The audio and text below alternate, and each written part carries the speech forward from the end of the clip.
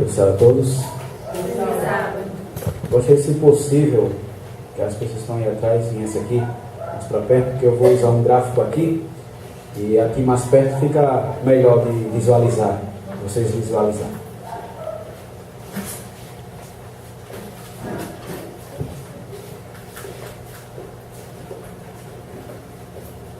Amém. Perguntar aqui, aqueles que sabem, que têm o conhecimento, gostaria que ficassem nesse momento um pouco calado, porque eu fui das pessoas mais novas na fé e dos mais novos de idade também.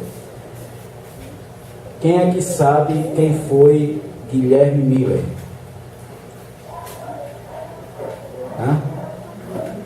Quem é que foi Guilherme Miller?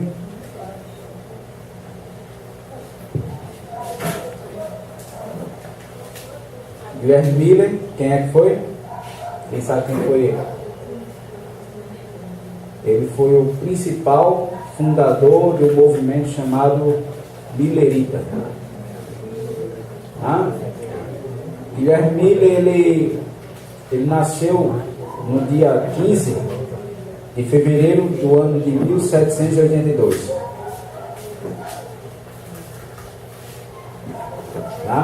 Dia 15 de fevereiro de 1782. Ele foi o precursor do que nós conhecemos hoje como o Dia do Desapontamento. Nós vamos estudar não o que Guilherme Miller fez, mas o que ele estudou e o que ele pregou para aquelas pessoas naquela época. Nós vamos estudar hoje um pouco de profecia.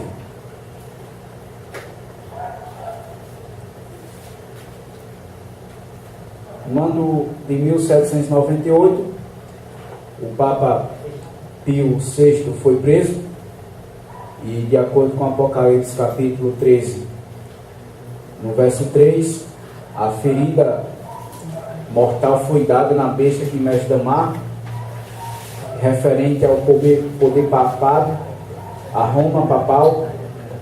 E quando aconteceu de o Papa Pio VI for preso,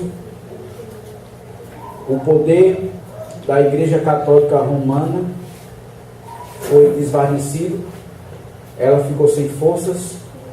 A Revolução Francesa ergueu forças e deu forças para que acontecesse a Revolução Americana, e com isso a disseminação da palavra de Deus foi mais fácil. Na época que Roma governava o mundo, na questão política e espiritual, a Bíblia ela não era permitida para as pessoas comuns. Era só os clérigos, ou seja, como podemos dizer, os líderes religiosos da época que tinham acesso à Bíblia. Depois da Revolução Francesa, com a prisão do Papa, e logo em seguida a Revolução Americana, que deu forças a outras denominações começarem agora a surgir naquele cenário espiritual da época. E um desses momentos aí, quando Guilherme Miller se viu em meio a muitas congregações e ele estava desapontado com a aridez das ideias deístas contemporâneas e com as contradições dos comentaristas bíblicos, então ele começou no ano de 1816 um estudo sistemático da palavra de Deus. E esse estudo durou 2 anos. E ele agora começou ali a estudar sistematicamente, a realmente todos os dias ali estudar a palavra de Deus. E depois de 15 anos, ele fez seu primeiro sermão. Logo depois ele recebeu um certificado que ele poderia agora pregar e evangelizar as pessoas. Agora ele era pastor. E 17 vamos dizer assim, 17 presbíteros deram a qualificação para que o Guilherme Miller pudesse pregar. O que é que Guilherme Miller estava pregando? Guilherme Miller estava pregando a probabilidade da volta de Jesus. Naquela época ele estava pregando que Jesus, ele possivelmente voltaria. E qual foi o erro de Guilherme Miller? Ter marcado a data do retorno de Jesus. Hoje nós pregamos o quê? A volta de Jesus. Nós não pregamos mais a probabilidade. Nós sabemos que Jesus vai voltar, mas nós não sabemos nem a hora, nem o dia. Mas nós temos na Bíblia a certeza das coisas que vêm acontecendo como sinais da volta de Jesus. Tá? Nós vamos estudar um pouco lá em Daniel, no livro de Daniel. Nós vamos ver o que é que Guilherme Miller ele pregou ali, e alguns outros líderes religiosos da época também aderiram a essa pregação, essa mensagem da volta de Jesus. Daniel capítulo 7, verso 9. Primeiro verso nós vamos ver. Primeiro, para que nós estudarmos isso aqui, nós precisamos entender o seguinte: qual foi a ordem que Deus, uma das ordens que Deus deu a Moisés, quando Deus tirou o povo de Israel do Egito? Deus chegou para Moisés e disse: vocês vão fazer um santuário, para que eu habite no meio de vós. Aí Deus mostrou um exemplo, Deus mostrou uma imagem de um santuário, e disse mais assim a Moisés: do jeito que você viu, você vai fazer. O modelo que eu lhe mostrei, você vai fazer esse santuário. Então o santuário, Deus ele mostrou, e Moisés assim o construiu de acordo com o modelo que Deus mostrou. O interessante também é que tudo que envolve o santuário, ele se refere a Jesus, seu significado. Só existe uma coisa que não significa Jesus. Quem é que sabe o que é? O bode, Azazel. O que é levado ao deserto. Vocês vão entender daqui a pouco. Por exemplo, o cordeiro que é sacrificado todos os dias representa quem? Jesus, o Cordeiro de Deus que tira o pecado do mundo. O sacerdote significa quem? Jesus. As três portas. Para aquelas pessoas que ainda não sabem, o santuário ele era compunha ali de 3 lugares distintos. Tem um pátio, o lugar santo e o lugar santíssimo. E então, nesses 3 lugares tem as 3 portas. E Jesus lhe disse o seguinte: que ele era o caminho, a verdade e a vida. As 3 portas eram denominadas: a porta do átrio ou do pátio, caminho; a porta do lugar santo, verdade; e a do lugar santíssimo, a vida. Tanto que quando Jesus disse isso, as pessoas, os escribas e fariseus da época, eles quiseram ali prender Jesus na hora, porque ele estava dizendo que Jesus estava ali blasfemando. Na realidade, Jesus estava apenas afirmando que tudo no santuário simbolizava a ele. Os pães, certa vez Jesus disse que ele era o pão da vida. O candelabro, Jesus, a luz do mundo. Olha, quando chegava o dia da expiação, era um dia muito importante para o povo de Israel. Durante os 365 dias, tinha um dia em que o povo, eles não comiam, eles jejuavam, e trazia ali, o sumo sacerdote trazia um cordeiro, fazia um sacrifício pelos pecados dele, depois trazia ali 2 bodes e tiravam a sorte. O bode que fosse sorteado era o sacrificado, representando quem? Jesus. E o bode que não fosse sorteado, ele era levado para onde? Para o deserto. E ali ele era deixado para morrer no deserto. E esse bode, chamado bode Azazel, simboliza Satanás. Aquele que vai ficar preso circunstancialmente durante 1000 anos, enquanto os salvos estiverem lá no céu reinando com Cristo. Tá? Então, para que nós entendamos o que vamos falar agora, nós precisamos compreender que o santuário terrestre, o modelo que Deus deu, era um modelo que já existia onde? No céu. O modelo do santuário terrestre que Deus deu a Moisés, esse modelo já existia no céu.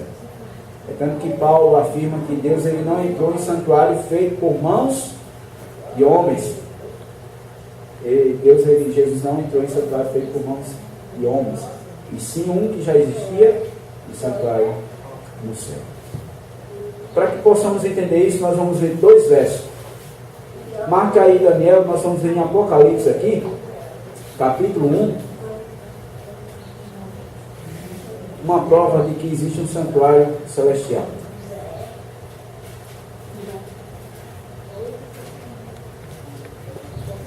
Apocalipse capítulo 1,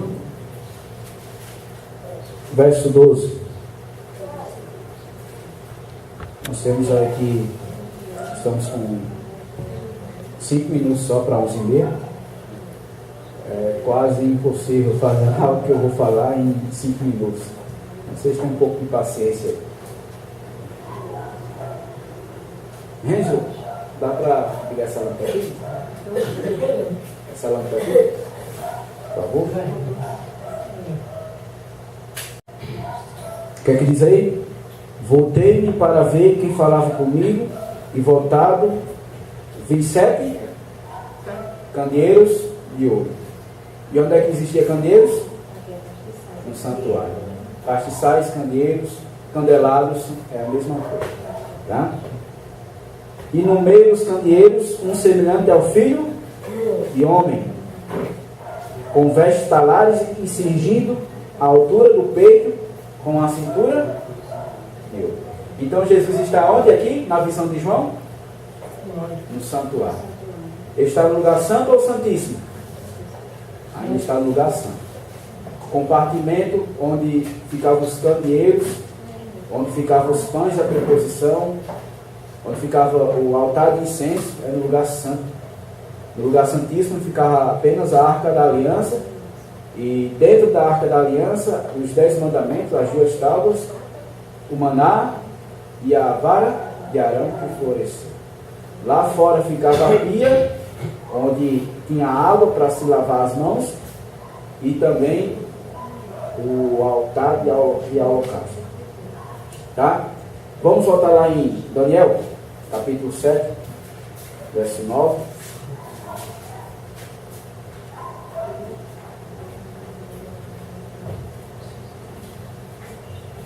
Amém?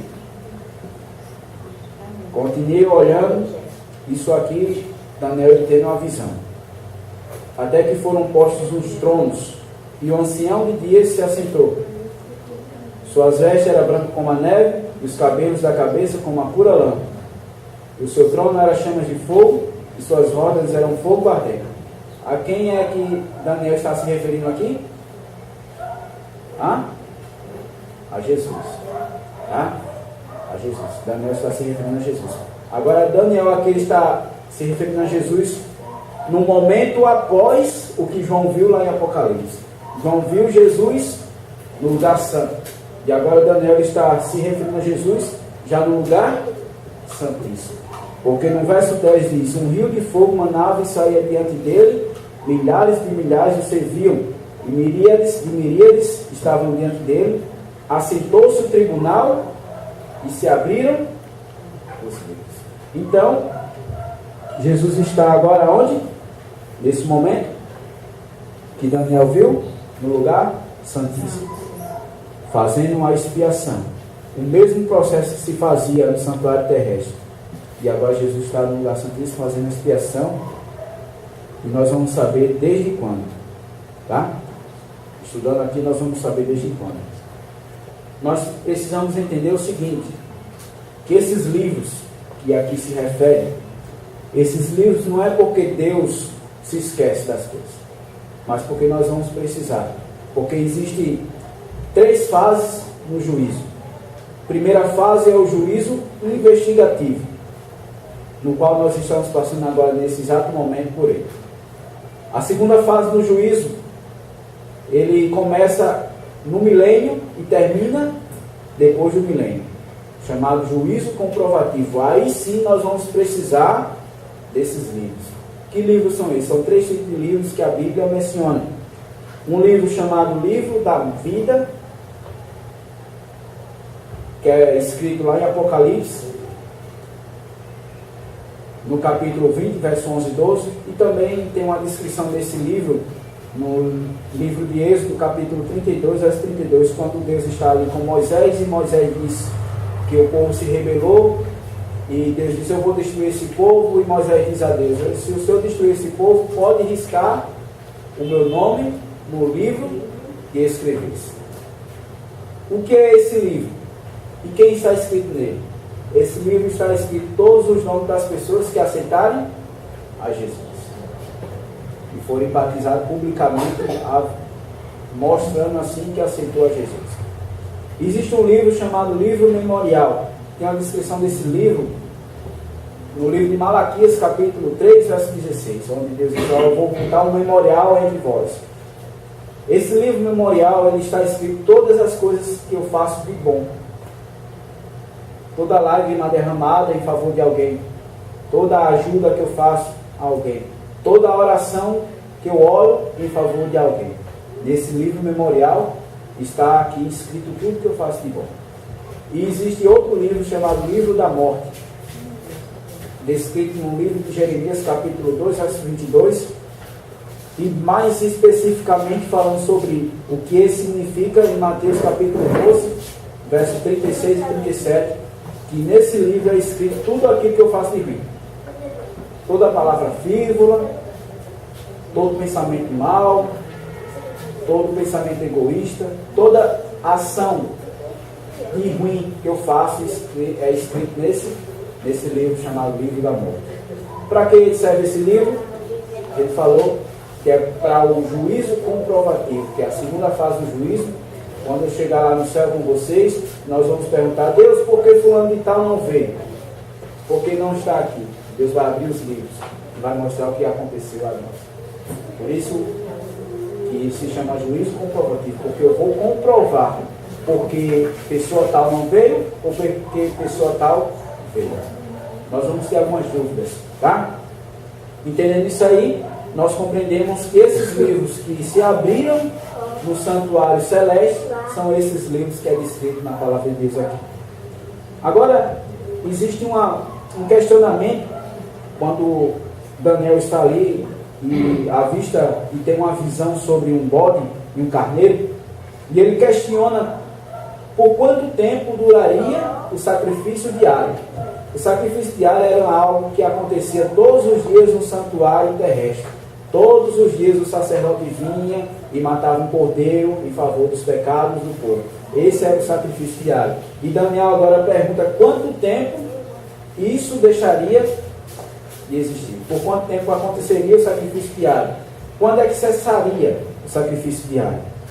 É o que está escrito aqui no verso 3 do capítulo 8 de Daniel. Diz: depois ouvi um santo que falava e disse outro santo aquele que falava: até quando durará a visão do sacrifício diário e da transgressão assoladora, a visão na qual é entregue o santuário e o exército, a fim de serem pisados? E alguém responde e diz o seguinte: ele me disse, até 2.300 tardes e manhãs.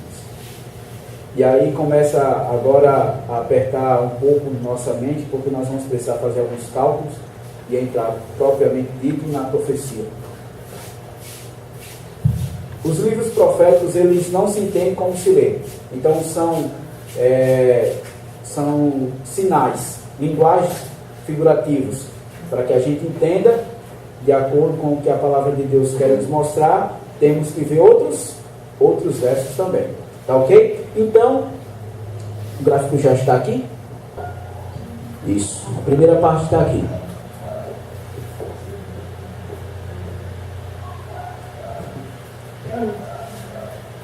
2.300 tardes e manhã. Quem é que já leu a história da criação do mundo? Quando Deus criou o mundo. E Deus criou o mundo e diz assim: houve tarde e manhã o primeiro dia. Então uma tarde e uma manhã se torna um dia. Então nós já começamos a resolver aqui o enigma. 2.300 tardes e manhãs são 2.300 dias. Tá? 2.300 dias, uma tarde e amanhã torna um dia, então 2.300 tardes e manhã torna-se 2.300 dias. Agora nós vamos ver que em profecia um dia significa um ano. Nós temos dois textos base para isso e nós vamos ver aqui. O primeiro texto eu gostaria de ler com vocês lá em Números, livro de Números, no capítulo 14, verso 34. Amém? Vamos ler. Segundo o número dos dias em que espiaste a terra, 40 dias, cada dia representando. Gostaria da participação de vocês. Cada dia representando um ano. Levareis sobre vós as vossas iniquidades 40 anos e tereis experiência do meu desagrado. Nós vamos ver outro texto para comprovar no livro de Ezequiel, lá dos profetas maiores, lá perto de Daniel, voltando um pouco de Daniel, em Ezequiel, no capítulo 4, no verso 6 e verso 7. O verso 6 diz o seguinte: quando tiveres cumprido estes dias, deitar-se-ás sobre o teu lado direito e levarás sobre ti a iniquidade da casa de Judá. 40 dias te dei, cada dia por um ano. Voltarás, pois, o rosto para o cerco de Jerusalém, com o teu braço descoberto, e profetizarás contra ela. Então já conseguimos aí identificar que 2.300 tardes e manhãs representa 2.300 anos. Tarde e manhã, um dia, e um dia em profecia equivale a um ano. Tá ok?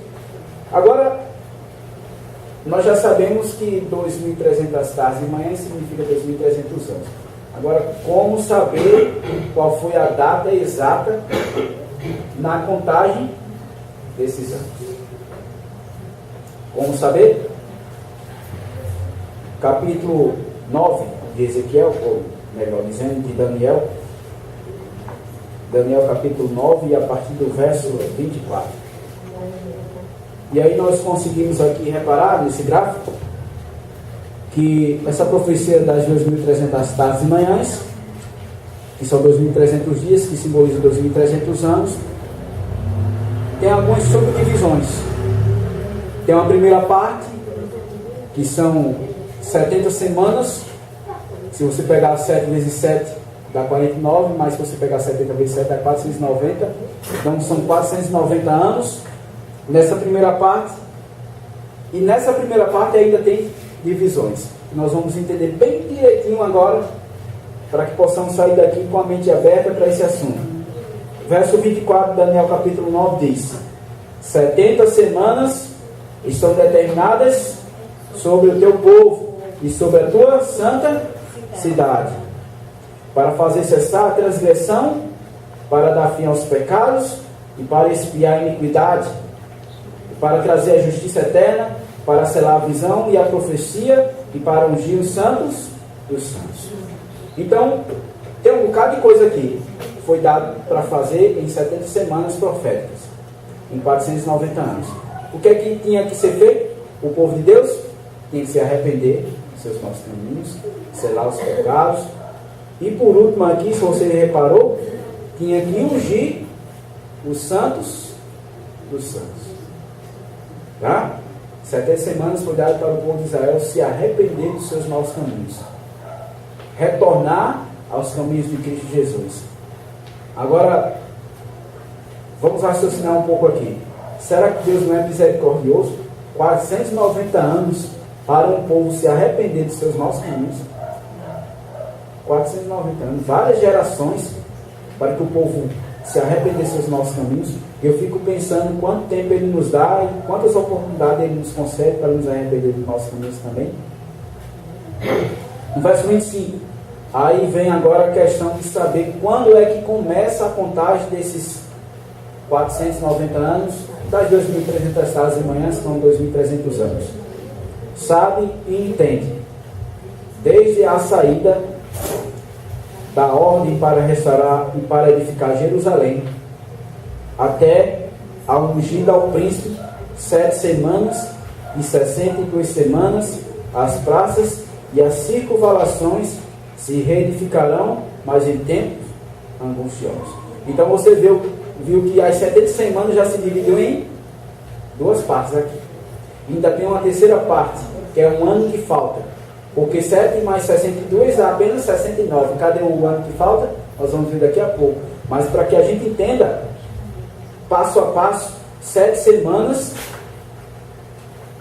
e 62 semanas. A primeira parte dos 490 dias são 7 semanas, vezes 7, 49 anos.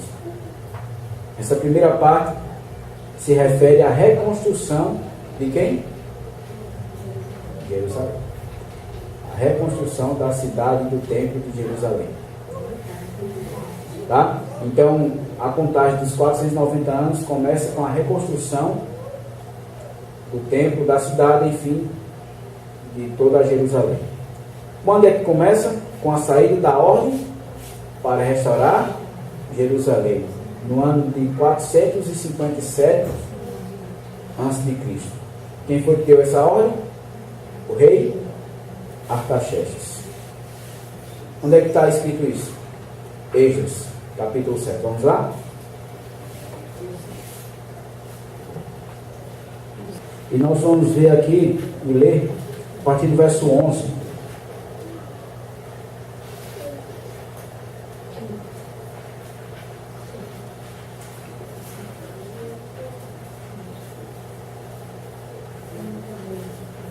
Amém? Tem pessoas ali procurando. A partir do verso 11 diz: esta é a cópia da carta que o rei Artaxerxes deu ao sacerdote Esdras, o escriba das palavras dos mandamentos e dos estatutos do Senhor sobre Israel. Artaxerxes, rei dos reis, ao sacerdote Esdras, escriba da lei do Deus do céu, paz perfeita.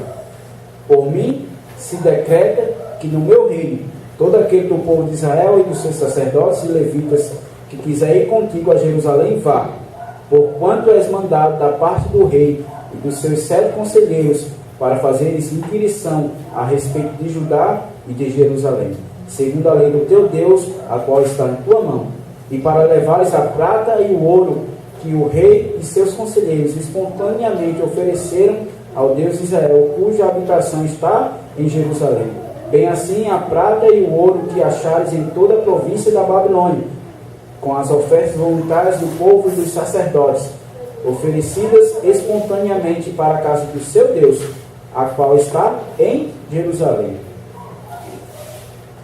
Portanto, diligentemente comprarás com este dinheiro novilhos e carneiros e cordeiros, e as ofertas de manjares, e as suas libações, e as oferecerás sobre o altar da casa de teu Deus, a qual está em Jerusalém.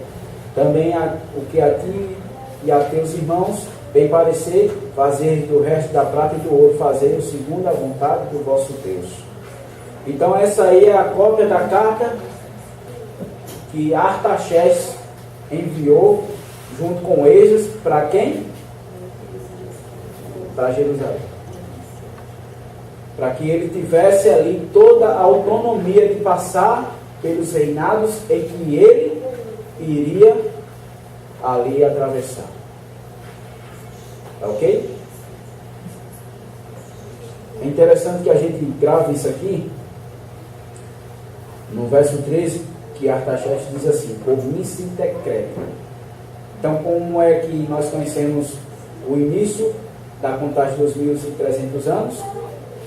No decreto da saída para restaurar Jerusalém. Então, Artaxerxes aqui no ano 457 a.C. está dizendo: Eu estou decretando. Viu como a Bíblia ela se completa? Ela mesma se explica. Então vamos aqui. Aqui, 7 semanas. Isso. 7 semanas. A primeira parte das 70 semanas. Tá ok? 7 semanas, 7 vezes 7 é 49. Então esse foi o período que foi usado para restaurar e reedificar Jerusalém. Depois tem 62 semanas, 7 vezes 62 dá 434 anos. Tá ok? Mas para 490 ainda falta 7 anos. Tá ok? No verso 26 de Daniel capítulo 9, nós vamos ver aí o que é que aconteceu. Daniel capítulo 9, verso 26. Quando chegou nas 7 semanas, são 49 anos, reedificação de Jerusalém, e tem mais 62 semanas até ao ungido ao príncipe. Isso remete a quando Jesus chegou lá no Rio Jordão e João Batista estava lá e Jesus foi batizado. Quando se fala aqui na profecia ungido ao príncipe, está se referindo ao batismo de Jesus. No verso 26 de Daniel capítulo 9 diz: depois das 62 semanas, depois das 7 semanas, aí tem 62, e depois das 62 semanas será morto quem? O ungido, que já não estará. E o povo de um príncipe que há de vir destruirá a cidade e o santuário, e o seu fim será num dilúvio, e até ao fim haverá guerras e desolações, são determinadas. Ele fará firme aliança com muitos por uma semana. Então, para completar as 70 semanas, faltavam quantas semanas? Uma semana. A semana tem quantos dias? 7 dias. E a metade da semana equivale a o quê? 3 dias e meio. Quanto tempo durou o ministério de Jesus? 3 anos e meio. E dia em profecia equivale a 1 ano. Então, na última semana das 490 anos, ou seja, na última semana das 70 semanas, na metade dela, Jesus morre.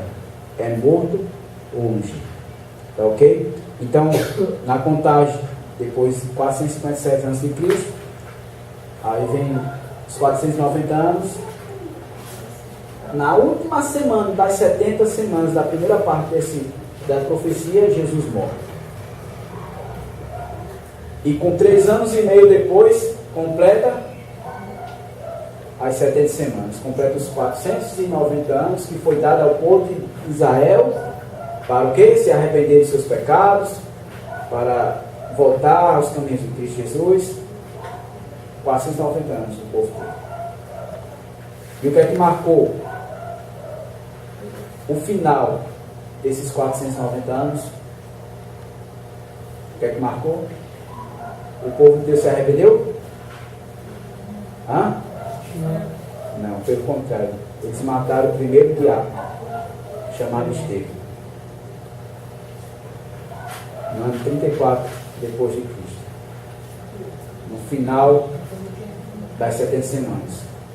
Deus deu 490 anos para o povo se arrepender, e o povo não se arrependeu. Pelo contrário, mataram um enviado de Deus, chamado Estevão. Naquele momento o povo ele perdeu a primazia da mensagem. Ele era o povo escolhido para levar a mensagem a todo o mundo. Naquele momento ele perdeu, vamos dizer, essa peculiaridade. Agora o povo de Deus, ele não era mais peculiar, ele não era mais dono dessa verdade, que se orgulhavam tanto de ser. Tá ok? Então, as 70 semanas, as primeiras 7 semanas referente à reconstrução do templo, da cidade e dos muros. Vem as 62 semanas. No final das 62 semanas, existe alguém que é ungido a príncipe, é batizado, conhecemos ele como Filho de Deus, Jesus, o Cordeiro que exclui o pecado do mundo. Na metade dessa última semana, 3 anos e meio de ministério, Jesus é morto. E depois, quando completa a última semana, Estevão é morto. No ano 34, depois de Cristo. É triste. E ao mesmo tempo, nós nos alegramos porque Deus ele cumpre todas as profecias no tempo que ele determina. Tá? E o que acontece com os 2.300 tardes e manhãs? São 2.300 anos.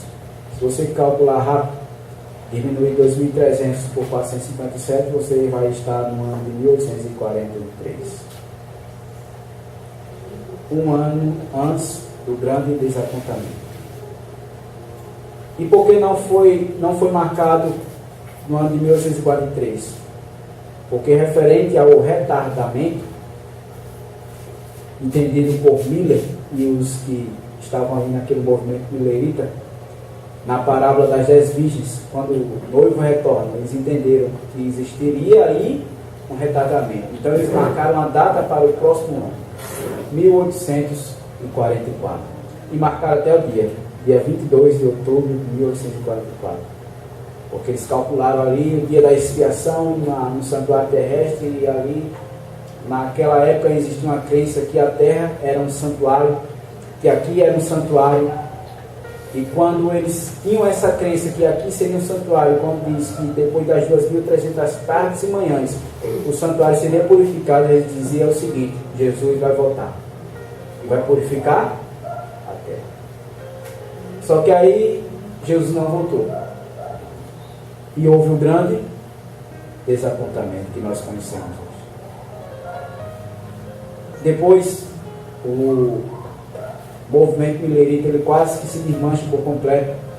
Muitos saíram, muitos desacreditaram da palavra de Deus, mas poucos ficaram e poucos foram estudar o que é que estava de errado na tese deles. Eles tinham dito que a probabilidade de Jesus voltar nesse ano, e eles foram agora a estudar, voltou a estudar e entender que o que está escrito no livro de Apocalipse, capítulo 10, referente a João e o livrinho, essa profecia se referia àquele momento em que eles estavam passando, o grande desapontamento. E capítulo 10 de Apocalipse, vamos ler? Capítulo 10 de Apocalipse. Então me disseram: é necessário que ainda profetizes a respeito de muitos povos, nações e línguas. E daqui em diante, do ano de 1844 em diante, começou a se estruturar as verdades que o inimigo teve colocando por terra por muito tempo. A verdade sobre a morte, a verdade sobre o santuário de Deus que existe no céu, a verdade sobre o sábado. E daquele dia em diante começou ali a se estudar e a se montar teses e a se montar doutrinas. E essas doutrinas deu início à igreja que conhecemos hoje como a Igreja Adventista do Sétimo. Ok? Depois de uma profecia que se cumpriu na questão do grande desapontamento, nasce a Igreja de Deus, aquela que deveria levar a mensagem do advento a todo mundo na sua geração. E nós temos uma mensagem hoje a proclamar. A mensagem da tríplice mensagem angélica, onde nós devemos convidar as pessoas a adorar a Deus que fez o céu, a terra e as fontes das águas. Onde nós devemos convidar as pessoas para sair da confusão, para sair de Babilônia. E onde nós também devemos mostrar as causas, o que vai acontecer com aquelas pessoas que não saírem de Babilônia. Deus ele conta comigo e com você. Na época do movimento millerita, existia um homem chamado Carlos Witt, pastor presbiteriano. E ele aceitou a mensagem de Mila, do retorno de Jesus. Mas ele, encurralado com alguns outros líderes, os membros da igreja, ele desistiu. Ele retornou. Mas um homem chamado Josias, ou melhor, Josué Rimes, que era pastor da Conexão Cristã, chegou para Carlos e disse: olha, o que é isso? Você não estava convicto? Então Carlos Fitt agora retornou à ideia de que Jesus voltaria. E foi ele. A gente fala muito de Guilherme Miller, mas foi ele que deu o pontapé inicial para iniciar o que conhecemos hoje como Igreja Adventista do Sétimo Dia. Foi ele o primeiro sermão com o título Sai dela ou sermão muito forte na época. E no dia 16, melhor, no dia 14 de outubro do ano de 1844, depois que Carlos Fitt ele batizou várias pessoas, ele veio a falecer. Ele adoeceu e faleceu, justamente 8 dias antes do dia 22 de outubro de 1844. Justamente 8 dias antes do grande desapontamento. O que é que tinha acontecido com Carlos Fitt se ele tivesse continuado vivo? Ele tinha sido desapontado, ele tinha descrito, ele tinha saído da crença, tinha deixado de acreditar na Bíblia, tinha deixado de acreditar em Deus. Mas Deus o tirou antes. Sabe, no livro Primeiros Escritos, página 17, a nossa escritora adventista Ellen White, ela escreveu que em sua primeira visão ela viu Carlos Fitt entre os salvos. Aquele que pregou, desistiu, voltou atrás, batizou pessoas e antes do grande desapontamento morreu. Deus o reservou, Deus o tirou para que ele não se perdesse. A nossa preocupação no futuro, ela tem que ser em eu nos preparar agora no presente para chegar no futuro. Mas se Deus vir que eu não vou suportar, Ele vai me tirar. Ele vai nos tirar. Mas se eu e você formos suportar as coisas que há de vir, Ele vai nos dar força.